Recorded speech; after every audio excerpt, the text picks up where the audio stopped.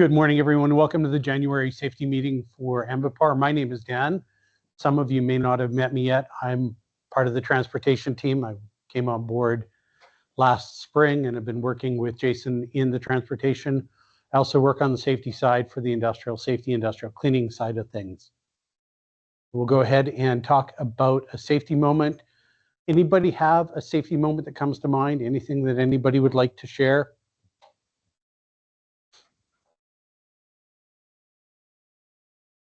How about anybody online? Anybody got anything to share from online? Manville.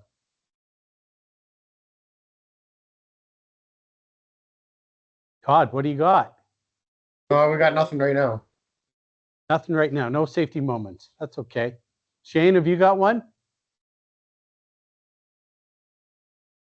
Sure. I will talk about the track boat, using it to split boards instead of getting the proper tool for the job, getting us off from the rig. The hoe operator used the hoe to try to break the board, so he had smaller pieces of boards to put under the jacks of the trailer. And using the wrong tool for the job cost us a pretty penny to replace the windshield in the hole from the board flipping up when he broke it. So windshield was a minor cost compared to what it could have been from flying debris, could have caused some serious injury. So I guess just to reiterate, make sure you use the proper tool for the proper job, and take a minute and think about what you're doing. Yeah, for sure. Thanks very much. I really appreciate that. That's a great example of somebody not using the right tool for the job and a real potential for something to go wrong. We'll touch on that one a little bit later on. What we want to focus on this month is building a safety culture and why developing a positive safety culture is important. So what is the safety culture? Well, by definition, a safety culture is the shared values, attitudes, beliefs, and practices that determine how safety is prioritized and acted upon within an organization. It is not just rules on paper, it's how we do everything all day. And as we continue to develop a strong safety culture, we will find we move from worrying about the fact that Sherry or myself or Danny might catch you doing something to recognizing, no, this is the right thing to do, and even starting to bring it outside of the work environment, to starting to look at how we do things elsewhere and making sure we're safe. So what helps? Well, workers reporting hazards or incidents without fear. We will not give you heck if you have an incident. If you choose not to report it and try and bury it, and then it comes out, that becomes a much more significant event. So please don't be afraid to let us know on an incident or a near miss right away. Why does a safety culture matter? Well, it definitely helps to reduce workplace incidents and injuries. It builds trust between employees and supervisors.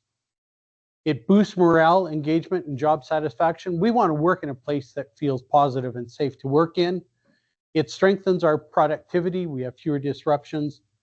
And people begin to think about safety not just at work, but at home and elsewhere.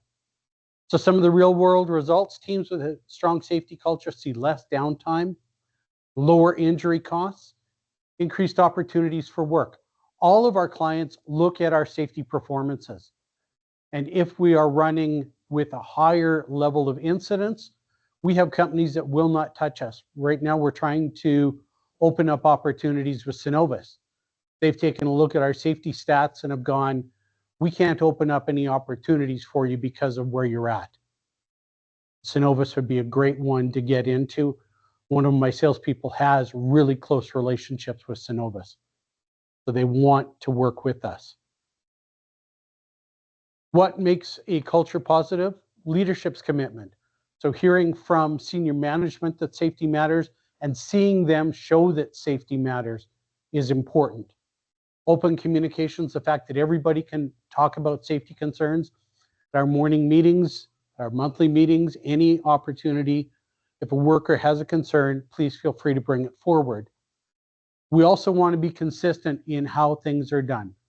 So a great example is a stove element. No matter who touches that element, what's going to happen? Anybody? You're going to get burned. Exactly. It doesn't differentiate, oh, your management versus a worker. If you touch a hot element, no matter who you are, you're going to get burned. The rules around safe performance have to be the same way. So some positive safety attitudes include proactively identifying and reporting hazards, wearing the proper PPE, even when Danny's not out on site following up, and helping others to follow safe procedures. If you see somebody on site who's doing something that's not quite the way it should be, please feel free to speak up. Things that really impact safety performance are complacency. Oh, it's not going to happen here. It's not going to happen to me. It does. Trying to cut corners to save time, or hiding near misses because you're afraid of the consequences. If you've had a near miss, report it. Let us know, because if you've had a near miss, somebody else could go down that same path and not be as fortunate to have just a near miss. Becomes an incident and an injury.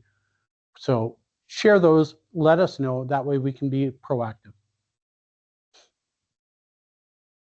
How can I help to build a positive culture? Communicate consistently. If you participate in meetings, if you're involved and engaged, it definitely helps contribute to it. Make sure that everyone receives the necessary training. Lead by example, whether you're a supervisor, a foreman, or a mentor working with a newer employee. Please share the learnings, help them, make sure that they're safe. Encourage reporting. We have a no-fault reporting. Report it, we'll work it through. We want to identify what went wrong. It's not the intent to find someone to stick it on and blame them. Use the command center for you doing your reporting. Become involved. Join in things like the safety committee. If you're working on something and you've got a procedure, read through it. Make sure it's accurate. If it's not, bring it forward so we can get it updated. People try their best to build procedures, but sometimes the guy who builds the procedure is not the guy who's climbing under the hood to change something. So share those. And don't be afraid to recognize good behavior. I know we're really good about putting in those positive observations. Keep that up. It does make a difference. It does matter. Safety culture starts at the top. Blaine, Richard, Carrie, Cherry, Trevor, myself have to be walking the walk and talking the talk. We can't say always wear your PPE and then show up on site and not have the proper gear. We can't say you have to follow the speed limit and be the ones that are going 140 kilometers an hour. We have to do what we asked you to do.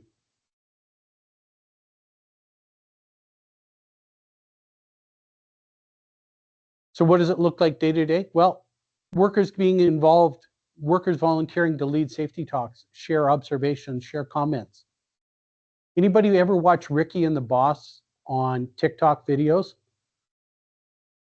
You have to take a quick look if you're on TikTok.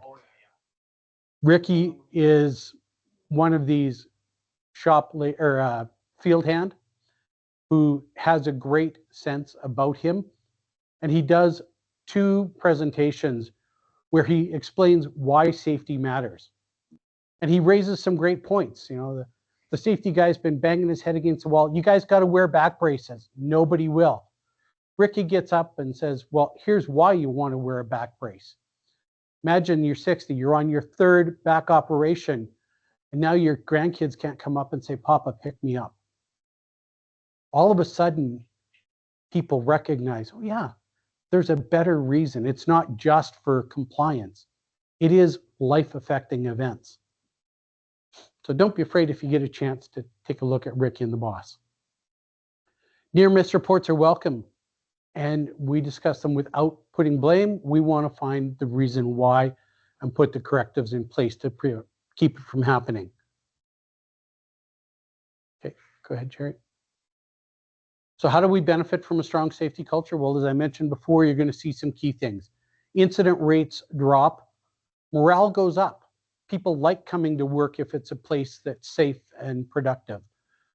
Productivity increases, reputation improves. Now we have clients coming and looking at us going, you guys are the ones we want to work with us because you have a good safety culture. It gives us more opportunity to get work, which means all of us have more opportunities for nice, healthy paychecks.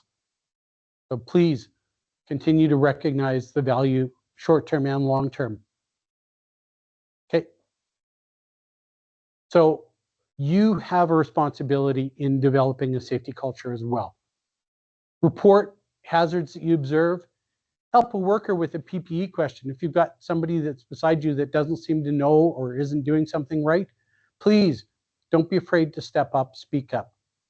And if somebody comes to you and says, hey, you should probably be doing this, don't jump down their throat.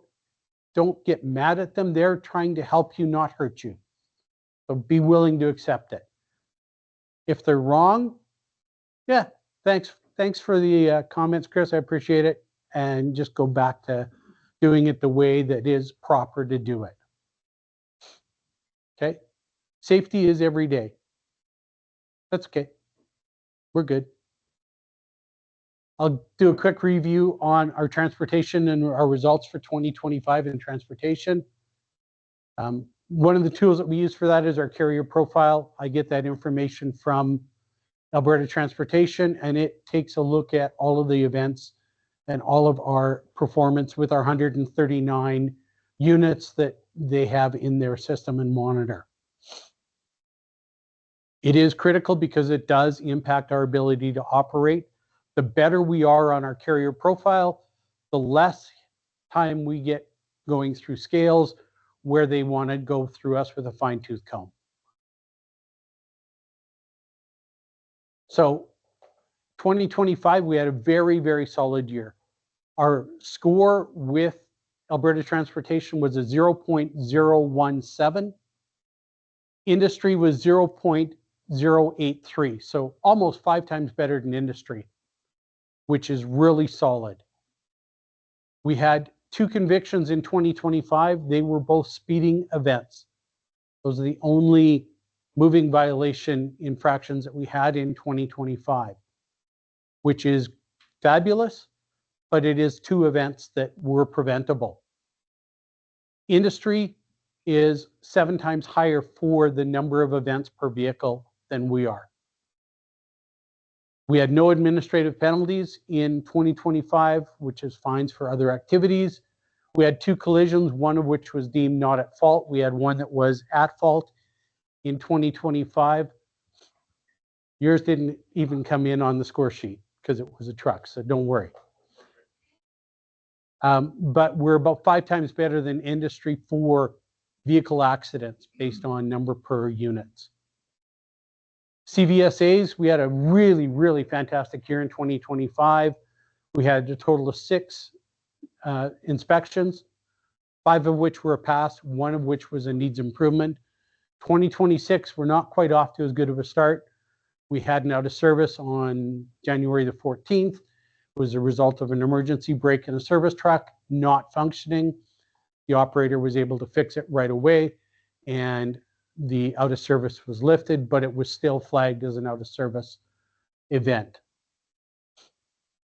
Total number of defects per inspection, 0.1. Industry average 7 times higher than that. So great job.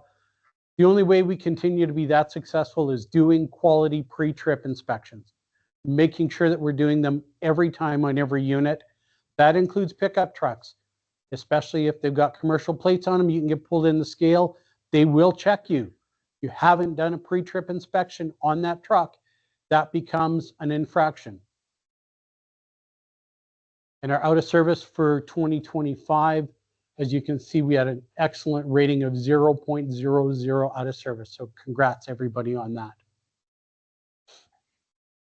What does Jason and myself monitor? What does transportation look at every single day? Well, we get a speeding report that we can take a look at every event, every speeding event.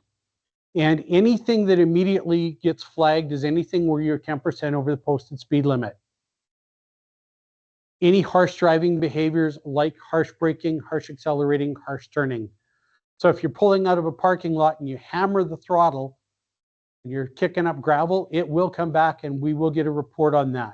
So we are monitoring and aware of incidents like that. Hours of service. It's a major activity for Jason and I to go through the hours of service and make sure that drivers are compliant.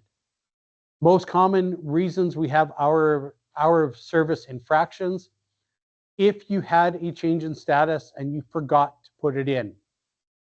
This morning I had to deal with somebody who had done a yard move here, triggered driving, climbed out of the truck, went on 4 days off. So he had 96 hours of driving time. He climbed into the truck. His logbook would have been immediately showing violation.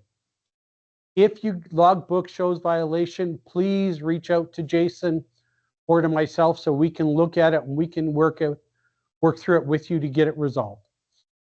Otherwise, it is your ticket when you get pulled in at the scales, and guaranteed the first thing you will be hit with is a 72-hour out of service if your logbook's in violation, to force you to do a full reset. Then it's a mandatory court appearance, and those aren't cheap. So if you're coming up red, call us right away. The other one is please work on your pre and post-trip inspections. What can we do to improve? Pre-trip inspections on every unit. We need that information, one, to ensure that you're in compliance, and two, just to help go through and monitor equipment. Slow down, adhere to the speed limits, as we need to be respectful of the posted speed limits. And if you're changing lanes, if possible, slow down to the posted speed limit. If there's crews working on the side of the road, make sure that you are following the appropriate speed limits. Get out of that next immediate lane if at all possible. Okay. 2025 incident summary, you going to play? This one's turned on. So we don't need to.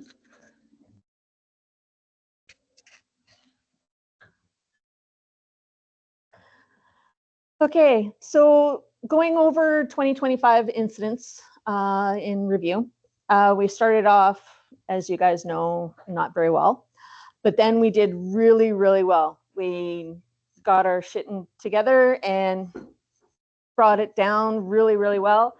We were doing really well in reporting as well. We our incidents got down below 10 for pretty much the rest of the year.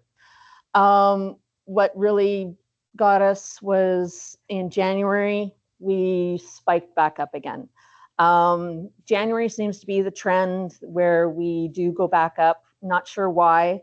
It seems to be either mechanical issues and breakage of hoses and mostly stuff like that. But last year it was an increase in injuries. So thank you for keeping your injuries down this year, because we only had 2, which was really, really good. This is just an outbreak of what how everything was broken out. Equipment damage was our main category. Next was spills at 20%. Injuries were down quite a lot from previous years at 13%. I do have to point out that this other, we have to try and stay away from picking out other as a category. It kind of screws up with the stats and keeping in with, try to stick with equipment damage or property damage or mechanical failure or spills. Try not to put in, it's in the incident reports. It's a drop-down menu in site docs. Try to stick with the predetermined categories. It really helps with our stats in the end. Can't, it's a predetermined site docs other category. So next is going to be our incident review. I'm just going back to December because we didn't have a December meeting. Just going to run over them real quick. At the beginning of the month, we had a property damage. There was a vehicle struck by a third party. And then middle of the month, we had a vehicle accident. Hydrovac was changing lanes during poor visibility. Did not see the car in the other lane and struck the vehicle on the driver's side. Next slide. Again, property damage. Driver was in a public parking lot. Exiting driver by a third-party vehicle struck an Amplifier truck. Again, on the 24th, property damage while reversing. Amplifier pickup contacted a parked vac truck. And then again on the 30th, vehicle accident, semi-vac pulled into the shoulder due to freezing rain, and somebody clipped his window or his mirror. So we did really well in December, keeping our injuries pretty much non-existent, and our most of our damage to our vehicles were third-party incidents. Thank you for everybody keeping up with that.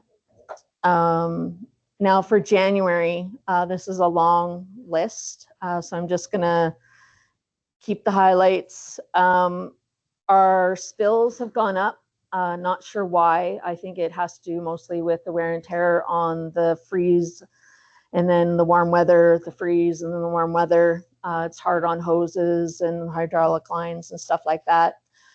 But it has to do, so we have 2 spills here. We had one worker injury on the 13th. He stepped off a step and immediately lost traction. On the way down, the operator's elbow contacted step, causing a superficial scrape on the arm. So, back. The corrective actions for that were, the client was actually really receptive to helping us put down sand at the point of impact, and just making sure that the guys are wearing proper footwear. When you guys are doing the freeze and thaw, I know it's nice out, but don't forget that there is ice underneath that snow, okay? Again, more property damage. There's a lot of tires were injured. A lot of tires were damaged this month. A sidewall of one tire was damaged and was replaced. We got to make sure that we're watching where we're driving and what we're driving over. Vehicle accident, driver was traveling over a ramp and the vehicle slid into the sea can and the tire was punctured. Another spill, the boiler heard a knocking noise and started sputtering. After sputter, he heard a bang, and then the engine oil started to spill through. The rod punctured a hole in the engine block. This is due to not paying attention and probably not listening to your engine and probably shutting it off when you should have. So address with operators on equipment readiness and contacting maintenance to verify information if things don't seem to function proper. Noise, sights, smells, not always as their telltale signs when scenarios like this occur. So again, just take your time, make sure that you're being aware of your surroundings and stopping your situation and stopping your engines and going forward. Property damage, while the truck was in transit with the tire chains installed, the chain failed and became entangled in the tire boss assembly, resulting in the complete separation of the component. We're thinking that it was excessive wear and tear on the tire chains. So again, pre-trip inspections, that's why this is coming up again. Just make sure you guys are doing pre-trip inspections on all your equipment, not just your daily ones. Worker injury, bumped his right knee on deck of truck, and he didn't feel any pain that day, but at the next day he reported it. It's very important, even though if you don't feel pain, that you guys are reporting your incidents or your injuries right away. This could have been a little bit more serious than what it was, and it's just better to err on the side of caution. Report right away. It doesn't matter to us what happened, just as long as you're reporting. It's better for you to report. It's just paperwork for us, and it covers your butt. Okay. The rest, property damage, the 2x4 was already discussed by Shane's group. Property damage again, driving down the road with tire chains on, chains become loose and wrapped around. Oh, why is that on there again? Oh, there was two? There were two, yeah. Sorry, I was on holidays. Worker injury. While steaming out the flock bar, a blockage caused the steam to backflow. He attempted to block the returning steam and it struck his wrists and burned his arm, immediately shut the steam off. He reported right away, got medical aid. This is still under investigation. That's why most of these are blank, is because they're still under investigation. The rest are property damage and one vehicle incident. The incident was the property damage, routine walk around inspection, damage to the back truck, damage was identified, backed onto the, what happened? Backed into the, somebody backed into the truck and not sure when it happened. Investigation is ongoing. Property damage, the crew truck operator reported that the tail light was found broken. Not sure when it happened. It happened in the parking lot. Vehicle accident, front end vehicle damage to the bottom of the bumper. He was coming to a stop in a residential area and he bumped into the snowbank. Property damage again. As they were daylighting, they lowered the dig tube down into the hole, and when they cleared the mud, they noticed that there was damage to one of the casings, and this one is still under investigation as well. And the last two, property damage again, and rinsing out his tank, and when he finished, he proceeded to close the door. It then got hung up and started to twist. The water hauler motion to the vac hauler to continue closing the door resulted in the steel bracket to break, resulted in the bolts to break. This is under investigation. Another spill, back operator was unloading and standing at the back of the truck, went to the spotted a leak and shut down the truck. The whole turned out to be that the main hydraulic valve, hydraulic to the tank, isolated the source of the leak. Loader operator saw that's under investigation. Yeah, it's under investigation. It was quite a large leak actually, and it was cleaned up. Was it disposed of properly? Yeah, it's in the mix-off tank. Okay. 300. 300 liters. So the moral of this story, make sure you turn off your engines and isolate your spill as soon as possible. There was only 4 near misses reported this month. Last year at this time, there was 23 near misses reported. I know that we've changed how we do our reporting, that we call into the command center, but that shouldn't really be that much of a drop as to why people are not reporting anymore. It's very important that we report near misses because it's a stepping stone as to see where our hazards are coming from. And it's a good way for us to learn where we can put in controls and where we can put issues aside and fix things. So just make sure that you guys are reporting, calling into the command center. It's really easy. It's just one number, you call it in and you're done. There's no paperwork for you guys to do from near misses or anything like that. Shop deficiencies. This one's going to be a lot.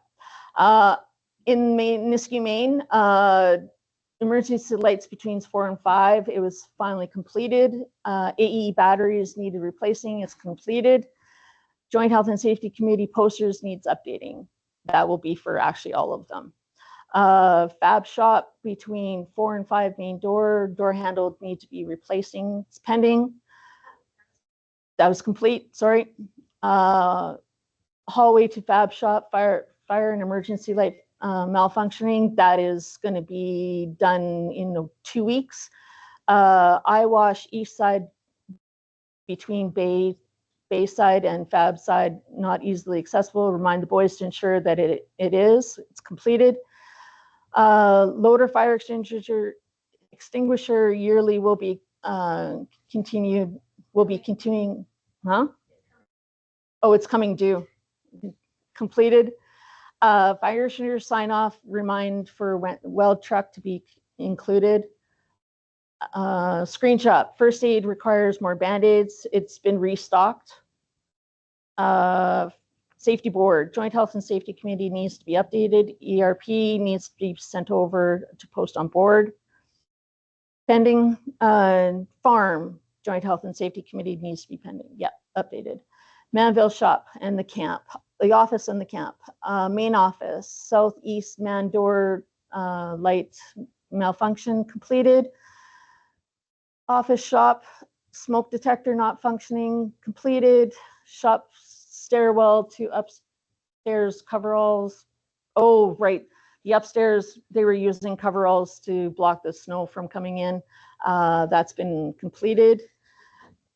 Shop upper level first aider sheets needs to be updated. That was complete. Shop housekeeping reminder that it's continuous throughout shift and at the end of the day completed. Farm main office shop joint health and safety committee needs to be updated. It's coming. Camp mechanics and mechanic shack, all fire extinguishers missed. Monthly sign off completed. Cook shack smoke detector not functioning completed. Cook shack furnace not functioning proper. Had Will take a look. If required, will contact Richard. Please follow up. Completed. First aid kit in mechanic shack and insecticides are expired. Completed. Will walkways need to be cleaned. Completed. Shack room 5 needs cleaning. Spoon and garbage left in behind pizza crust on floor. Completed. God, yeah. Okay. Message from the corporate and management.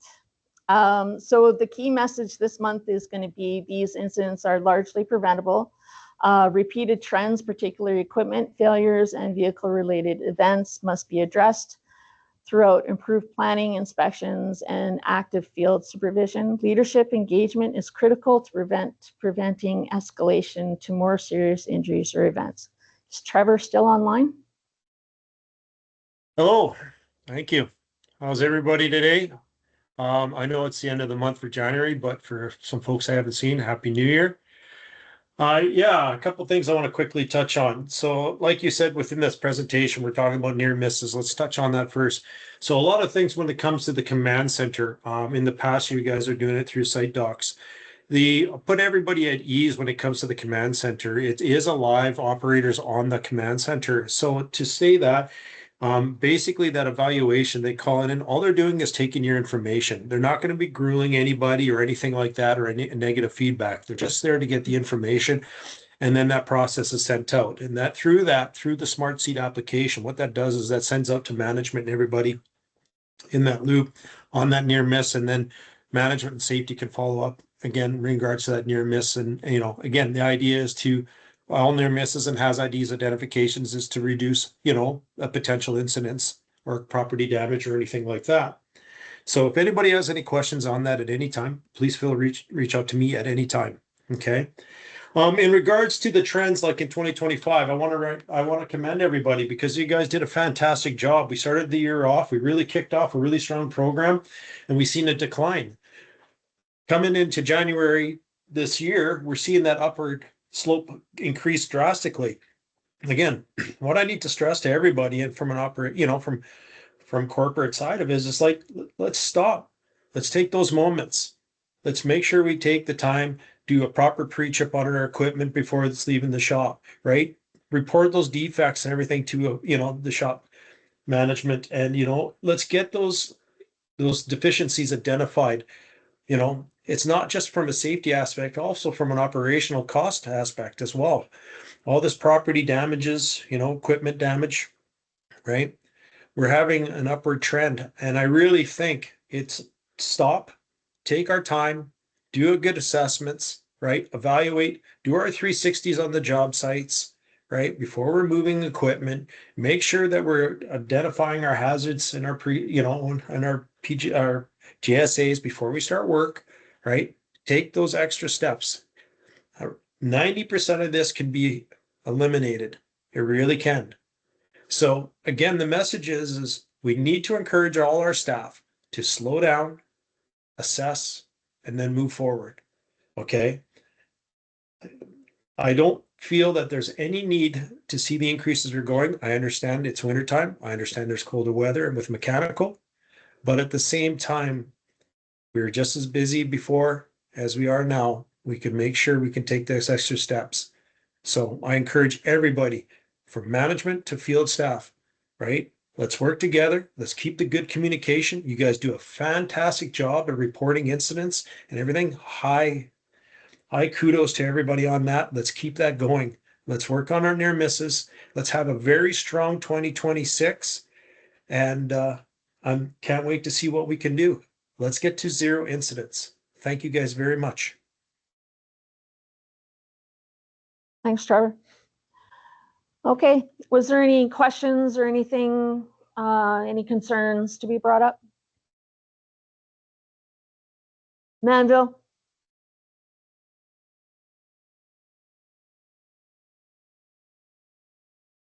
No, none here. Nisku South?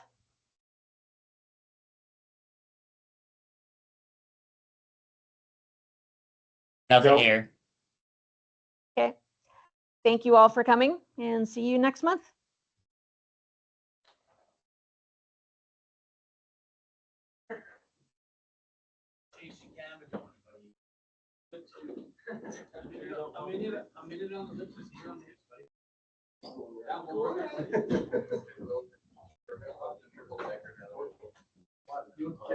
Awesome.